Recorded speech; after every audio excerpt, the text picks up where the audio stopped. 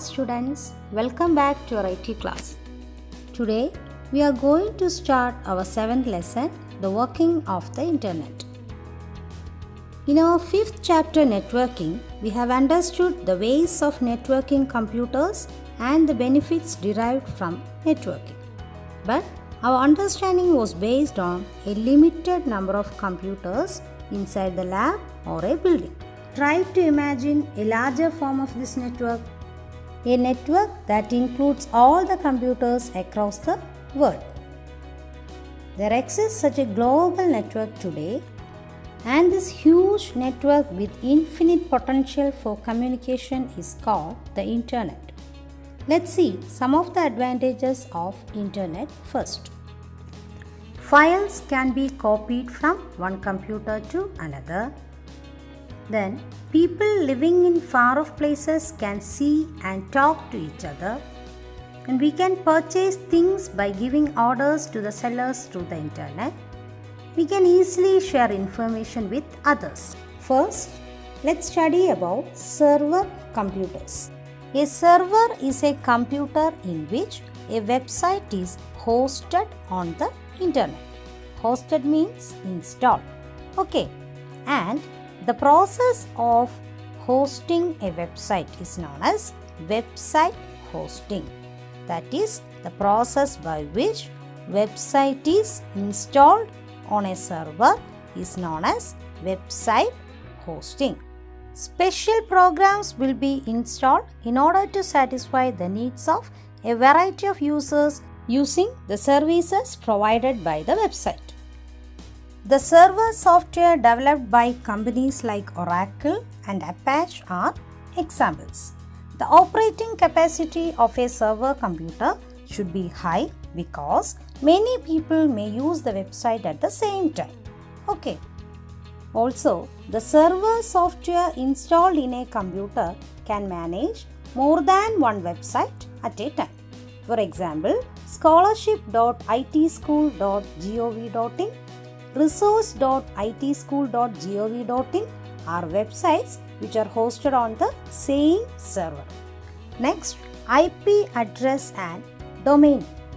We know that any computer in the network would be having an IP address, right? Likewise, an IP address will be provided to the server also, which will strictly be unique. So, when we want to take some information from the internet, we will have to enter the IP address of the website on the address bar of the web browser. But we have to deal with many such IP addresses while browsing websites, haven't we? So, in such cases, it is not easy to remember IP address of all the websites. In order to overcome this difficulty, these IP addresses are connected to names that we can easily remember.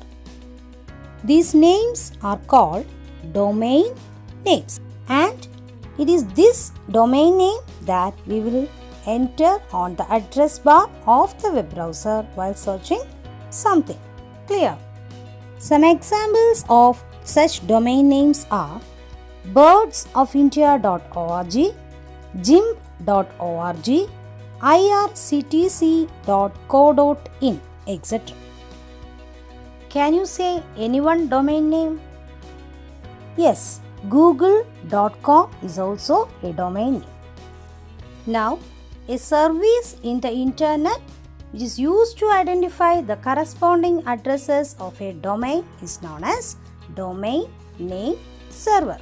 Once more, domain name server, that is DNS, is a service in the internet itself used to identify the corresponding IP addresses of a domain and vice versa.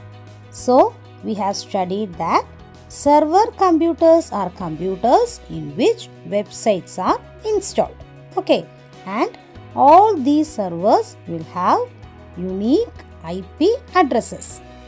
But for the convenience of the users, these IP addresses are connected to domain names. Clear? That is, there exists only one server with an IP address at a time. But is it possible that a domain name could host only one IP address? Very busy internet service providers sometimes host their website in different servers at different places to improve the speed and the efficiency of their service. They have different IP addresses. The user will get service from the most convenient server. That is, we can say that one website can also have different IP addresses. Okay children, study all the portions very well. We will continue the chapter in our next class. Thank you for watching.